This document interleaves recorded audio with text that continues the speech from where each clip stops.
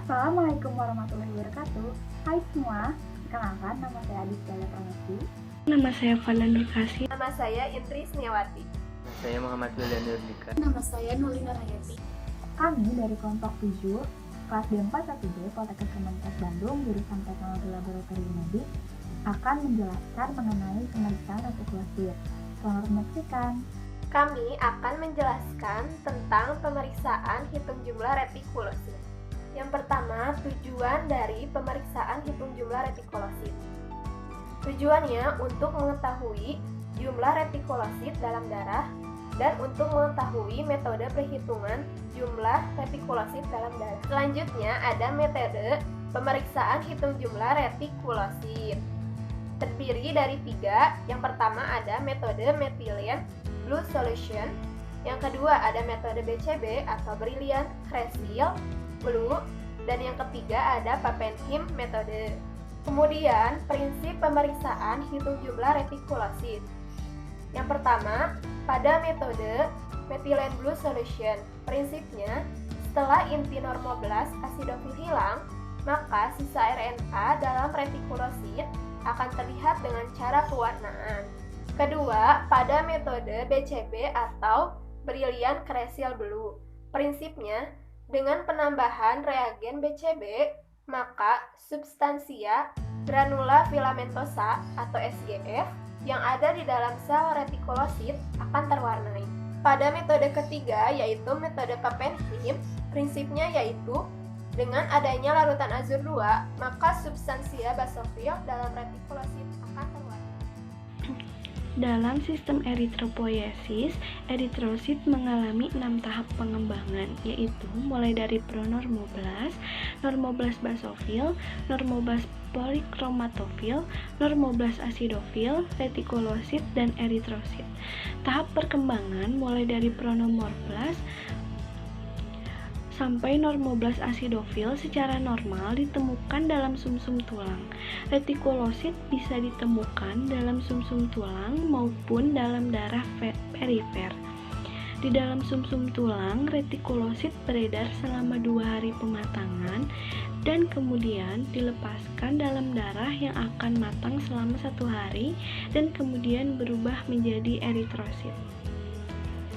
Hitung jumlah retikulosit termasuk pemeriksaan penting karena dalam jumlah retikulosit ini akan menggambarkan efektivitas produksi dari sel darah merah yang akan berlangsung di dalam sumsum tulang.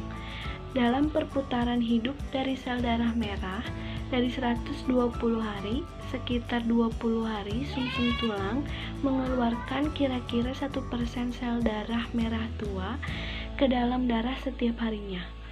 Jumlah normal sel retikulosit yaitu 0,2 sampai 2% atau 2 sampai 20 sel darah dalam 1000 sel eritrosit. Jumlah retikulosit menurun ditemukan pada kasus anemia aplastik, di mana keadaan ini sumsum tulang tidak memproduksi eritrosit.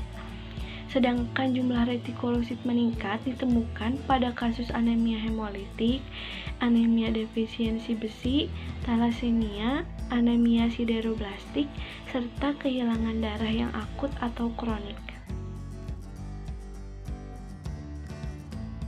Untuk alat dan bahan ada kapas kering, kapas alkohol, fluid 3 ml, botol untuk darah, tabung reaksi dan drag tabung, tourniquet, mikropipet, reagen BCB 1% dan ETA 10%.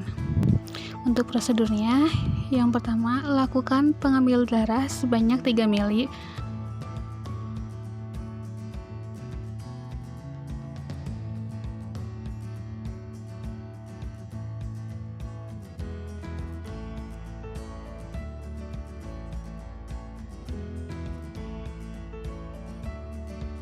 Ke dalam tabung yang sudah berisi ETA 10% sebanyak 30 mikron, kemudian dihomogenkan membentuk angka 8. Siapkan mikropipet, reagen BCB 1% dan 2 tabung reaksi. Kemudian homogenkan kembali darah yang berisi ETA supaya lebih merata.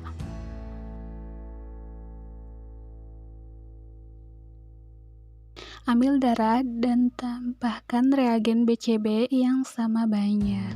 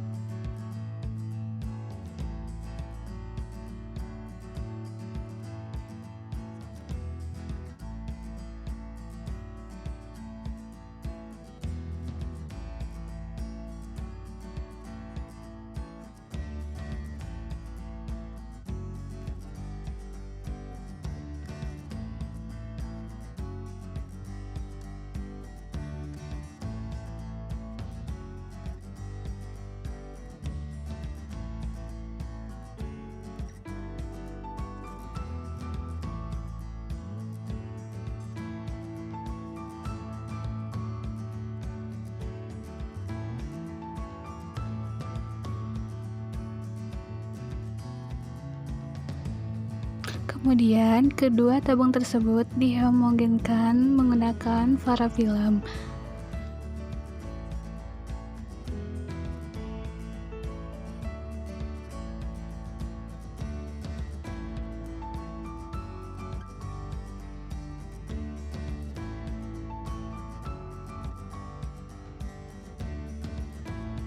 Kemudian masukkan ke dalam water bath dengan suhu 37 derajat Celcius selama 15 menit.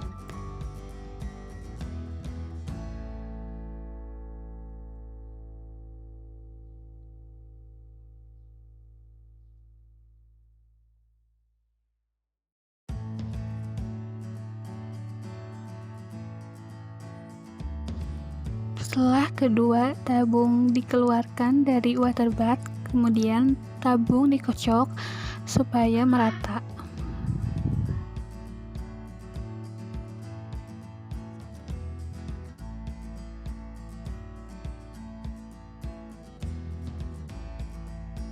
Kemudian membuat sediaan hapus darah dan biarkan mengering.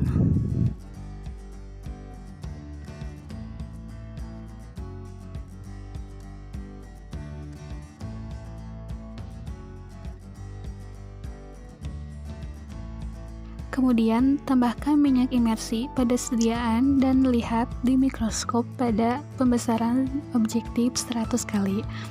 Selanjutnya, retikulosit dihitung dalam 1000 eritrosit.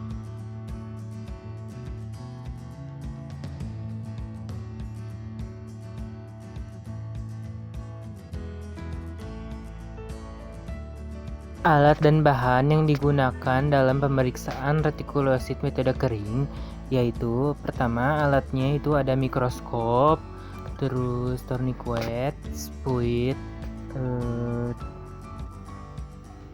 kapas, plester, objek gelas, botol sampel, dan pipet. Untuk bahannya itu ada darah, larutan EDTA, larutan BCB, dan alkohol 70%.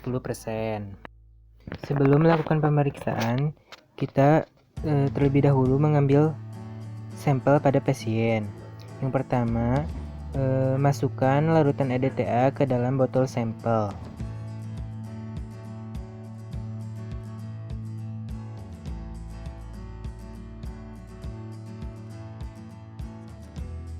Nah, sebelum melakukan pengambilan darah,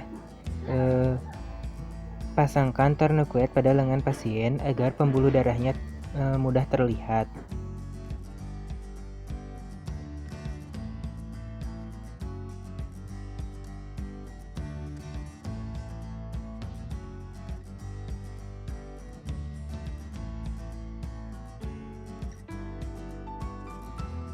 Pastikan tabung spuit dalam keadaan tanpa udara, kemudian kencangkan jarum spuitnya.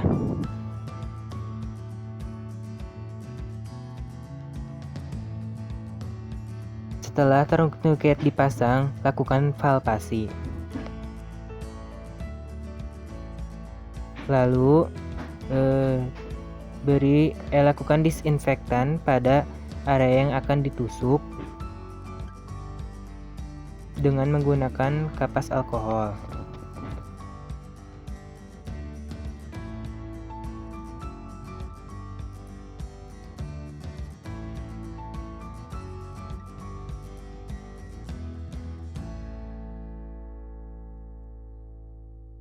Setelah itu tusuk pembuluh darah vena tersebut menggunakan spuit.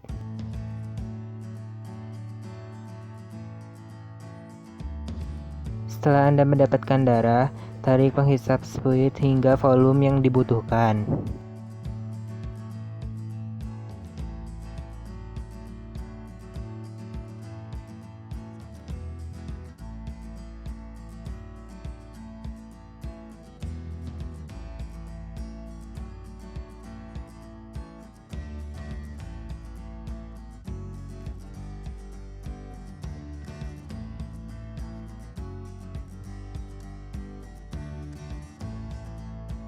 Setelah darah diambil, beri plester pada lengan pasien bekas ditusuk tersebut. Masukkan darah ke dalam botol sampel lalu dikocok homogenkan. Setelah itu teteskan pada objek gelas, lalu tutup dengan cover gelas.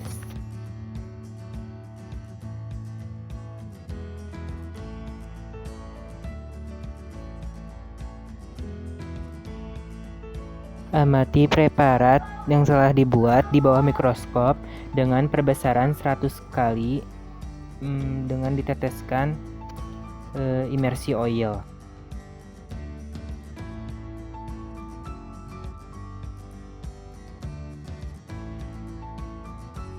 Dalam pemeriksaan retikulosit terdapat beberapa hal yang perlu diperhatikan.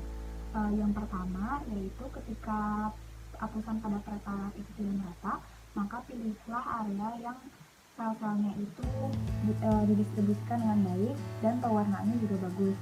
Jangan lupa juga untuk menggunakan lensa objektif kebesaran 100 dengan minyak imersi.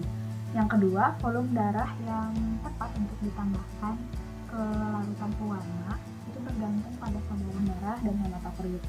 Yang ketiga, tandanya preparat yang dibuat itu berhasil yaitu retikulofilamentousnya harus berwarna biru gelap, sedangkan sel non-retikulosidnya itu harus berwarna biru kehijauan pucat. Yang keempat, area yang dipilih untuk perhitungan itu area di mana sel-selnya itu tidak terdistorsi, pewarnaannya bagus, dan sel darah merahnya juga tidak tumpang tindih. Dan yang terakhir, prosedur perhitungan itu harus sesuai dengan retikulosit yang ada, jumlah retikulosit yang ada.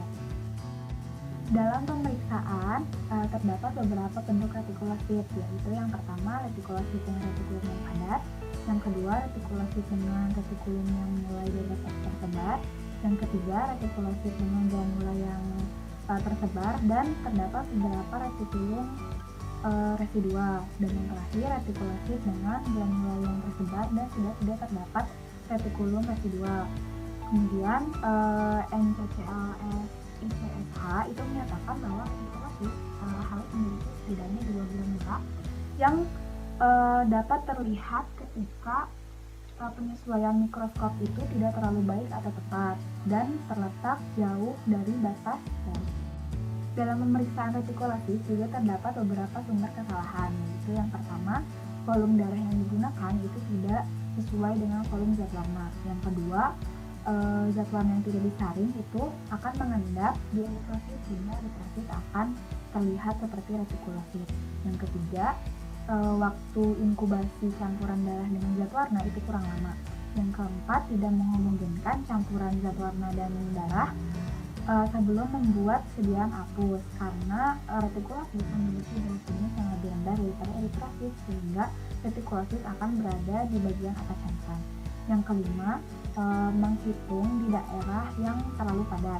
Dan yang terakhir, jumlah eritrosit yang dihitung itu tidak mencapai 100. Selanjutnya ada perhitungan retikulosit.